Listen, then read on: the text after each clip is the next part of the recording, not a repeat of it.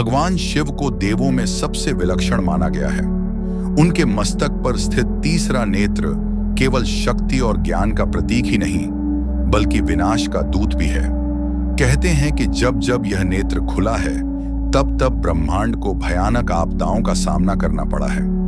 इसी कारण इसे वरदान नहीं, बल्कि कई बार श्राप भी माना जाता है। पुराणों के अनुसार एक बार देवताओं और असुरों में युद्ध हुआ। असुरों की संख्या बहुत अधिक थी और देवता उनसे पराजित हो रहे थे। देवताओं ने शिवजी से विनती की कि वे अपना तीसरा नेत्र खोलकर असुरों का नाश कर दें। महादेव ध्यान मग्न थे, परंतु जब उन्होंने युद्ध भूमि देखी तो क्रोध में उनका तीसरा नेत्र खुला और उसकी ज्वाला से असुर जलकर भस्म हो गए। युद्ध तो समाप्त हो गया, परंतु समस्या यह हुई कि वह अग्नि शांत नहीं हुई। उसकी गर्मी से धरती कांप उठी, समुद्र उफान मारने लगे और प्रलय का भय उत्पन्न हो गया। तभी ब्रह्मा और विष्णु प्रकट हुए।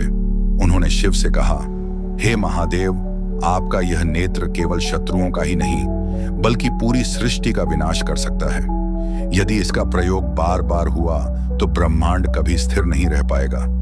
तब शिवजी ने स्वयं को संयमित किया और वचन दिया कि वे इस नेत्र का प्रयोग केवल अत्यंत आवश्यक स्थिति में ही करेंगे। इसी कारण शास्त्रों में कहा गया है कि शिव का तीसरा नेत्र जितना शक्तिशाली है, उतना ही भयानक भी। यह साधारण वरदान नहीं, बल्कि एक श्राप समान शक्ति है, क्योंकि इसके खुलते ही न केवल शत्रु बल्कि पूरी सृष्टि विनाश के कगार पर पहुंच जाती है। इस कथा से हमें यह शिक्षा मिलती है कि असीम शक्ति हमेशा जिम्मेदारी के साथ प्रयोग की जानी चाहिए। क्रोध में की गई एक चिंगारी भी पूरे जीवन को भस्म कर सकती है।